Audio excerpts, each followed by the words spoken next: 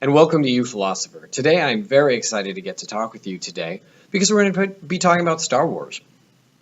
The new Star Wars film, Rogue One, is out, and often people might ask, well, what is there really to talk about of philosophical interest in Star Wars? Often, after all, it's only really just kind of this stereotypical good versus evil story.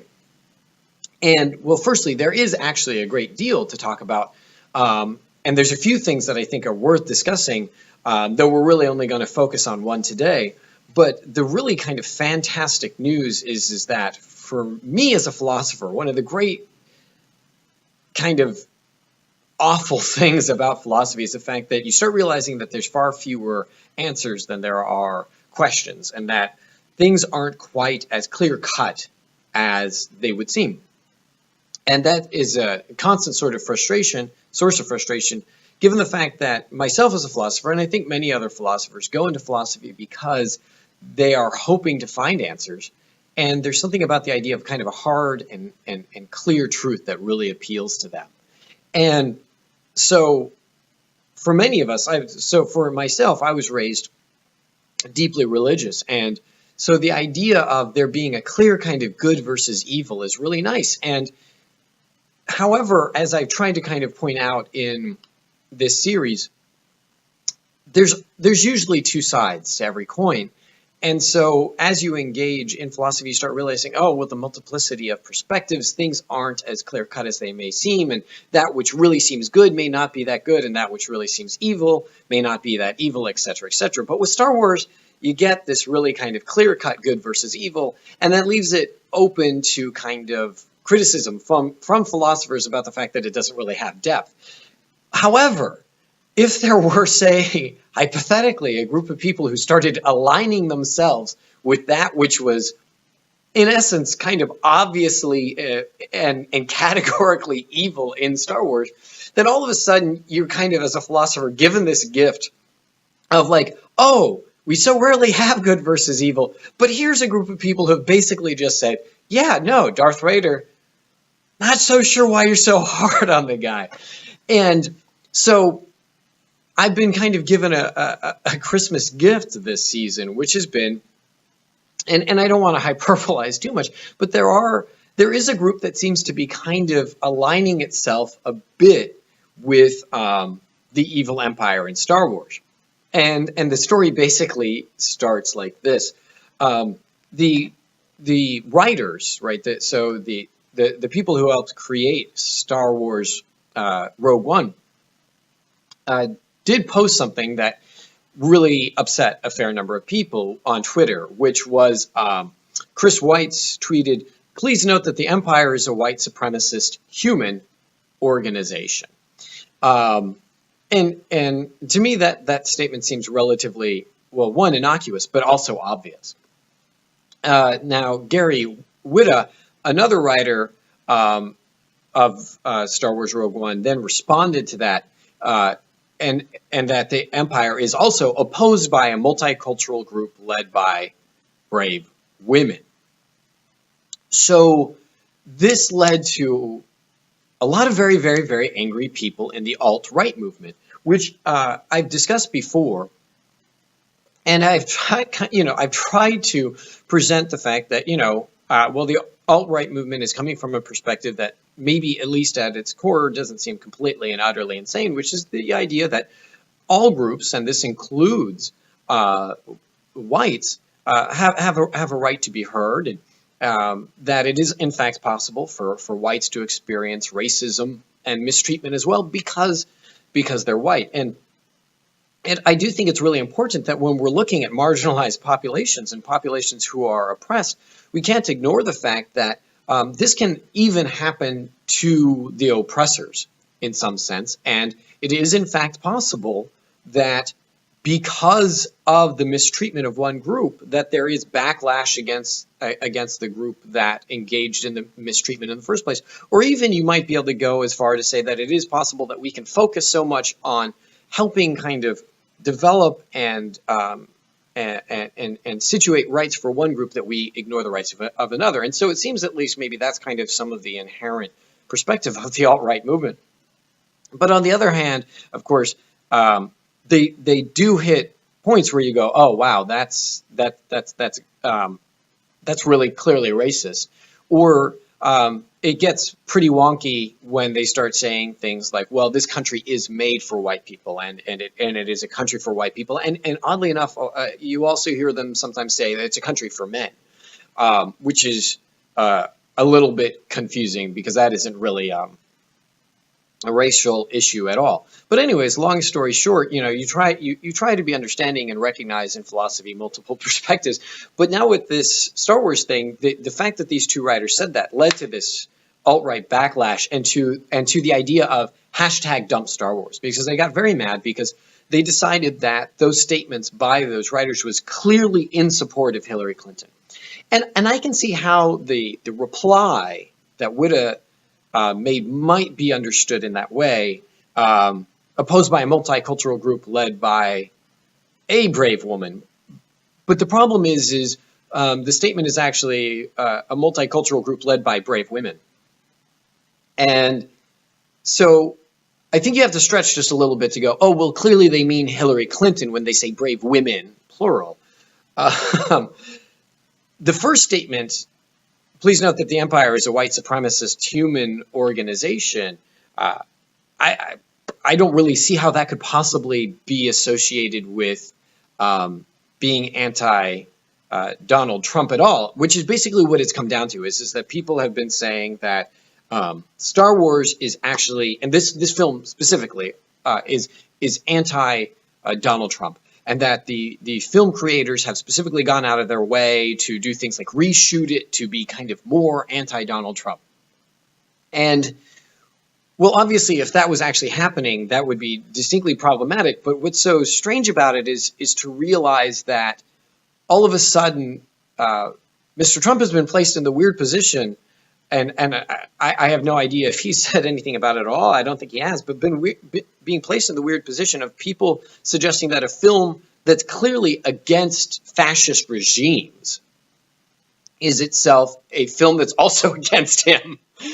And that just, I mean, if I was Mr. Trump, I would be utterly horrified, because Star Wars, given that its clear kind of good versus evil trope, really associated evil with the idea of fascism and anti-democracy.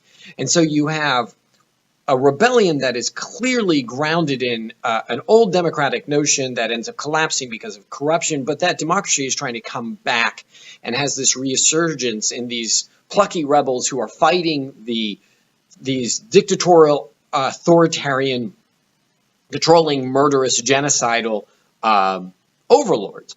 And Lucas specifically chose imagery and titles, things like stormtroopers, to try and specifically associate with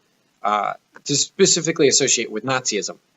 And so it's really, really, really, really awkward to say that Star Wars is against Donald Trump when if we're going to politicize Star Wars, what it's clearly against is fascism and being an evil overlord. And so I feel like if I was Mr. Trump, I would immediately kind of come out and say, huge fan of Star Wars, really, really not a fan of the Empire, bad people, not a fan. And so we'll see how that goes. But the nice thing is that you go, oh, wow. So basically the alt-right group, I guess, has in this sense kind of outed itself and aligned itself, it seems, clearly with the Empire in some sense. And as much as that would be lovely insofar as like, oh, okay, well, you're aligning yourself with Vader, you're aligning yourself with the evil lords of the Sith, so you admit you're evil. I don't think they're quite doing that. I mean, there's been a little bit around Twitter to suggest that there is some level of that kind of talk, but I don't know how seriously I would necessarily take it. What has happened, however, and is of kind of great philosophical interest is that the reason why some people are getting really upset is because part of their evidence that Star Wars is bad, and I don't think that this can be as clearly associated with the connection that they're making of it being kind of anti-Donald Trump, is that the films, particularly the new films, are anti-white. And that's interesting. I mean, you can see that in the new films, there's much more kind of multiculturalism. There are heroes who are women, white women, but women, who are the main protagonists. So the problem becomes, how is that anti-white? And the kind of obvious tension there is if what we're saying is that every time you have a hero who is a woman or a hero who is not white, we are being anti-white, then basically we would have to concede that every time there was a film in which the hero was white and a man, it was anti-black and anti-women. And that seems to be exactly what people on the alt-right are saying they don't want to be accused of. Like, that's not fair. Just because there's been many heroes who are white in our film industry doesn't mean that it's anti-people of color. And so, I mean, it would seem like, at the very least, we'd have to be consistent enough to apply the same logic in both cases, right? So if having white heroes doesn't mean you're anti-black, well, then having black heroes or female heroes doesn't mean you're anti-white or anti-women. And it doesn't seem like we're willing to be quite that consistent. And I guess the argument has to be because there were all of these white male heroes in the past in Star Wars, the fact that now we have a black hero or female protagonist, well, that must mean that they are somehow trying to erase what was happening before, as opposed to as we cast new people, we get different amounts of diversity, and especially because there's casting today, which one would hope is different from casting in the past, which is more diverse and allows for the possibility that, okay, you know what, this is a great idea for a hero. And people wouldn't have bought it in 1970 because the only heroes they really wanted in 1970 were white men. But now today they can get it, and we can pursue more and more stories just in general, which as a literature person, to me, just appeals. The idea that there's many different kinds of heroes and many different kinds of villains. But so some of the stuff that's happened kind of in the Twitterverse as a result have been things like people saying, do you really want to root for the SJWs, social justice warriors, over the Empire? Hashtag dump Star Wars. Or another reason to dump Star Wars, the villains suck. J.J. Abrams equates the villains to white supremacists. Therefore, he doesn't like or respect them. No character development. A good director will tell you that you got to like your villain a little bit to make them an interesting character, which makes one wonder, wait, are you saying that we're associating villains with white supremacists, and then thusly we need to make the villains more likable because they're like white supremacists? I'm not even entirely sure what to do with that. Or my personal favorite, I applaud Disney for making Rogue One a paean to hashtag feminism. It makes it much more realistic. Feminist icon goes out to take out the Death Star and it fails. Rebel Alliance then sends men to do the job and succeed. And you go, wow.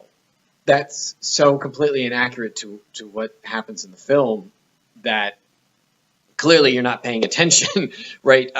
Because just to be a real nerd for a second, the Rebel Alliance in Rogue One, the characters aren't trying to take out the Death Star. They're trying to gain the plans so that people can take out the Death Star. To avoid too many spoilers, I'll avoid getting into whether or not they succeed in the film, but we can be reasonably confident that success does occur as a result of the fact that in Star Wars Episode 4, they have the plans, and thusly, if it is the characters in Rogue One that are going on that particular mission, then they do succeed. And so, yes, actually, a group of women, a group led by a woman, does go out and succeed, and good for them. Well done. So, anyways, it's kind of it's kind of a weird vibe that I assume will die off pretty quickly because the film is done so remarkably well that it seems kind of comic to suggest that people should dump Star Wars or that the movement has been successful in that regard. But either which way, it does kind of lend one to to wonder, okay, well, let's kind of like put aside the possibility that people are associating themselves with the evil empire, which would be nice because then you would actually know who the villains are. And let's even put aside the issue of people thinking that Star Wars is anti-white or anti-male because of the fact that it includes other kinds of heroes too. Well, let's look at the possibility that in fact, there actually is some association between the United States and the evil empire. And that's where the real fun is, because in some ways that actually isn't entirely insane. If you look at, there's a couple of perspectives that you can look at it from. One of which is that the United States, we in the States, we like to still think of ourselves as the plucky rebels and like to associate ourselves with the idea that we are the oppressed and we're kind of fighting against a world that's really against us. But if we're honest with ourselves, we are probably the most powerful nation in the world, at the very least, definitely up there in the top three. And in terms of economic force and military force, and we're sprawling. I mean, we're all over the place in terms of where we have military bases and our reach, and we can pretty much go into almost any country in the world as we want and engage in military endeavor if we decide it's worthwhile. And I mean, we can really kind of reach out and crush people without even touching them, just kind of economically if we see fit. And I like to believe that generally the United States doesn't use that kind of power for evil, but there are certainly those who think that we have or that we've done so selfishly, and there's certainly those that think that in order to stop us that they have to engage in roguish activities. So all of that being said, there is something to be said for that given the power and might of the United States, we're not the rogues. And we are far closer to the empire, at least if only in terms of the amount of power that we have. The question then becomes, are we using it for good or ill? And again, I'd like to think that we're largely using it for good, and I'd like to suggest that we can always do more good. But having that being said, it's not hard to see how there's other people in the world who might kind of look at us and be pretty intimidated by that fact. Or at the very least, to put it this way, it was something like, I think, 26,000 civilians were killed in Afghanistan over about 8-ish years. That's a lot of civilians, right? Carpet bombing Afghanistan in response to terrorism here in the United States and terror attacks here in the United States resulted in many, many civilian deaths that maybe to some people felt somewhat like Alderaan, right? In terms of, okay, well, you want to do us this harm, we are going to go take out a lot of people over here. So that's a pretty dicey and controversial issue. That being said, given our kind of atomic power, unlike many other nations in the world, we do have the ability to basically point a button and blow stuff up. So I don't know if we're really the plucky rebels anymore. Hopefully we can be the good guys, but we're probably not currently the ones fighting the overwhelming odds against us, against an imperial power like Britain, right? We had that day and it's gone past. But another interesting way to look at it, if you look at some of the comments that have gone on, it's like, well, another association with the empire is that the empire is in fact very, very, very, very racist. And I don't mean so much in terms of whether or not when you look at the empire it seems like they don't really do much in terms of hiring black stormtroopers, though apparently there are a few, right, or employing women.